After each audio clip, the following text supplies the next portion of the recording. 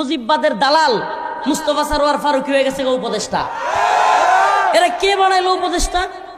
লজ্জা শরমের মাথা মুতা খাইছে। এই ডক্টর ইউনূস সাহেব বলে নাই যে আপনারা যদি ভুল হয় আমাকে ধরাইয়া দিবেন? তো আমরা তো বলতেছি আপনাকে এই উপদেষ্টাকে বাতিল করুন, করতেছেন না কেন? এই উপদেষ্টাকে কোনো দল চাচ্ছে না, কোনো দলের লোক চাচ্ছে না, ইসলামপন্থীরা চাচ্ছে না। এই লোকটা আহমদ শফি রহিমাহুল্লাহকে তেতুল হুজুর বলেছে।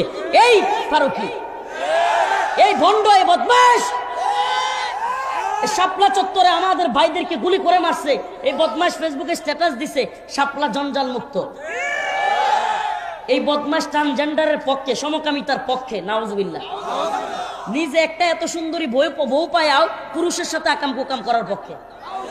আপনারা জানেনই না এটা? এত সুন্দরী বউ থাকলে কি বউ? হঠাৎ করে কিছু সেলিব্রিটি বানাইছে। আজকে কিছু তথ্য দেই আপনাদেরকে, অনেকে এগুলো জানবেন না, গোয়েন্দা নিয়েও যেগুলো অনেক গভীর থেকে পাওয়া কথা। হঠাৎ করে কিছু সেলিব্রিটি বানানো হয়েছে। এই বিপ্লবের ঠিক আগ মুহূর্তে হঠাৎ করে দেখবেন মিডিয়া কিছু সেলিব্রিটি বানাইছে। মঞ্জুর আল মাতিন হঠাৎ করে রিট করতেছে, আমার সন্তানদেরকে হত্যা করবে, আমি এটা হইতে দিব না। রিট করছে, রিট কি করছে? হাইকোর্টে গিয়ে রিট করছে। নাম কি?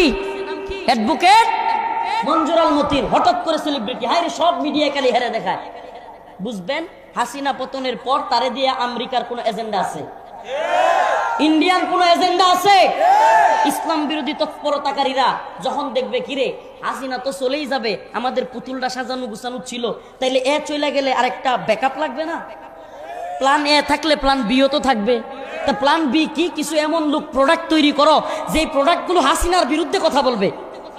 হইতে পারে ডক্টর আসিফ নজরুল কথা বলবে, কিন্তু এরা ইসলাম বিদ্বেষ লালন করবে, এরা ইসলাম বিদ্বেষীদেরকে উপদেষ্টা বানাবে।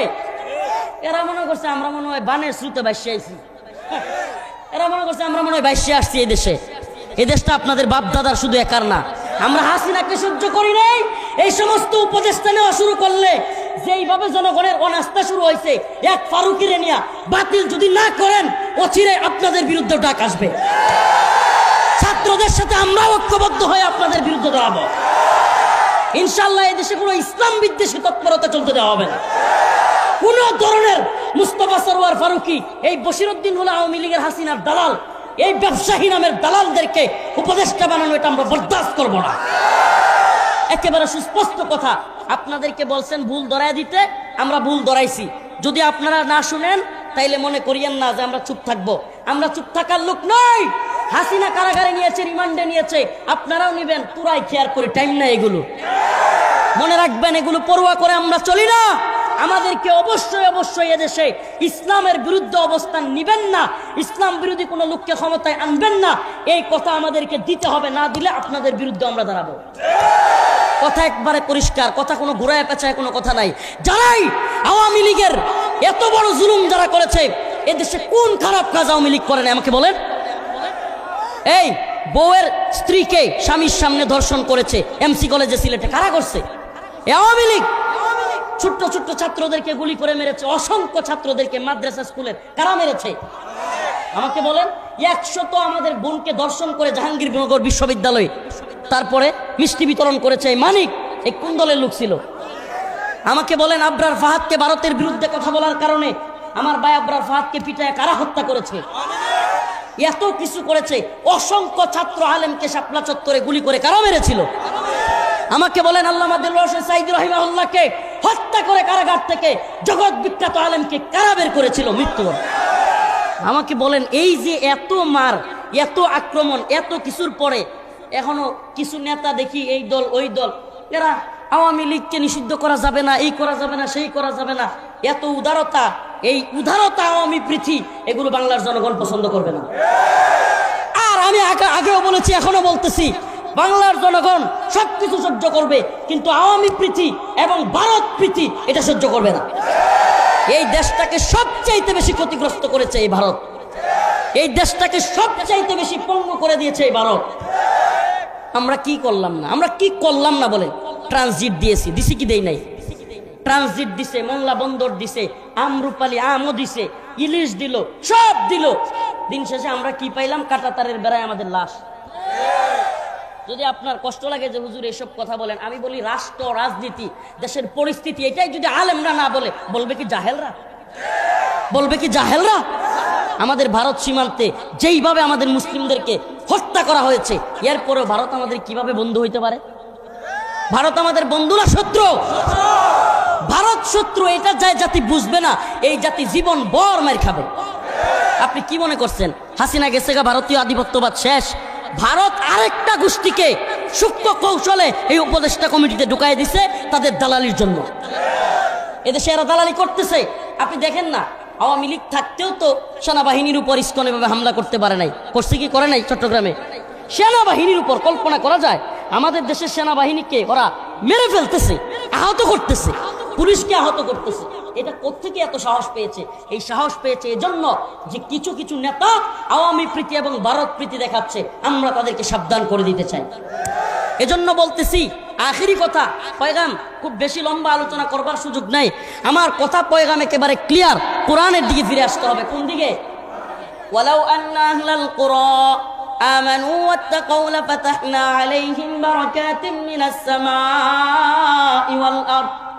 আল্লাহ রাব্বুল আলামিন বলেন, ও জমিনের বাসিন্দারা, তোমরা যদি জমিনের মধ্যে সুখ শান্তি চাও, জমিনের সমস্ত বারাকা আমি খুলে দেই, এটা চাও, তাহলে ওয়ালাউ আন্না আহলাল কুরা আমানু ওয়াত্তাকাউ লাফাতাহনা আলাইহিম বারাকাতিম মিনাস সামাই ওয়াল আরদ।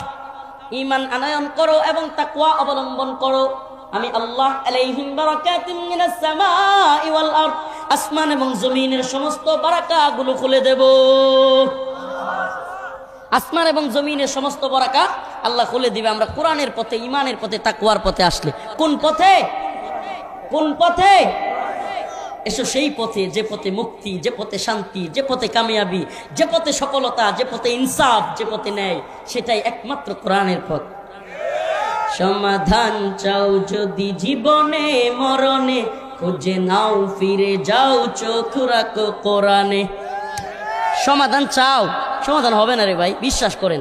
এই যত বেজাল লিখে রাখেন থাকবেই, চেঞ্জ হইতেই থাকবে, চেঞ্জ হইতেই থাকবে। কোনো ভাইয়েরা মনে করবে যে হ্যাঁ আমরা এলেই সফলতা, আমরা এলেই সমাধান। না, সমাধান এইভাবে আসবে না কোরআন যতদিন প্রতিষ্ঠিত না হবে। আজকে আফগানিস্তানের দিকে তাকায় দেখেন, 3 বছর, কয় বছর?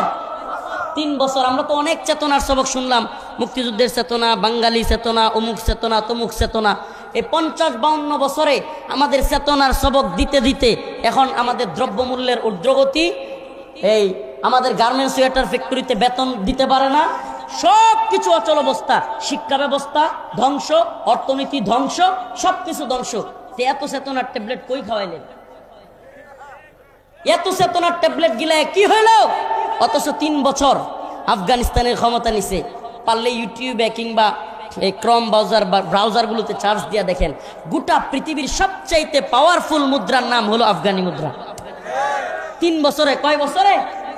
3 বছরে। আফগানের মন্ত্রীরা বা তার চাইতেও বড় মর্যাদার ব্যক্তিরা অফিসে যায় পায়ে হেঁটে, সাইকেলে করে। সুবহানাল্লাহ।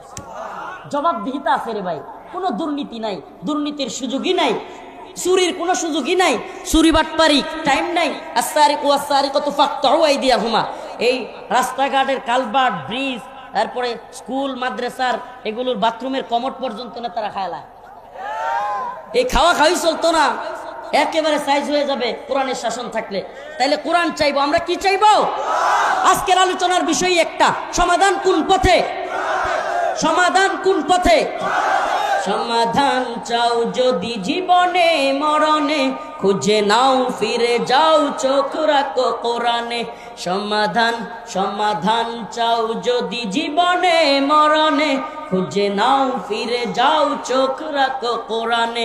তবেই পাবে সুখ শান্তির ঠিকানা, তবেই পাবে সুখ শান্তির ঠিকানা, যদি মেনে নাও তুমি মনে প্রাণে। সমাধান, সমাধান চাও যদি জীবনে মরণে, খুঁজে নাও ফিরে চাও চোখ রাখো কোরআনে।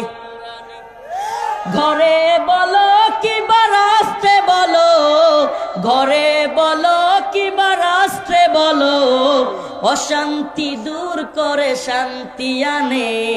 সমাধান চাও যদি জীবনে মরণে, খুঁজে নাও ফিরে যাও চোখ রাখো কোরআনে। রাজি আছেন ইনশাআল্লাহ? তাইলে আল্লাহ পাক বারাকা খুলে দিবেন, সমস্ত বারাকা, সমস্ত রাস্তা খুলে যাবে।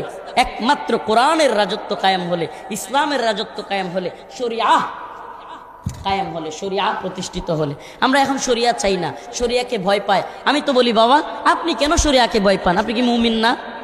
শরিয়াকে ভয় পাবে চোর, যার হাত কাটা হবে। কথা বলে না। শরিয়াকে ভয় পাবে কে?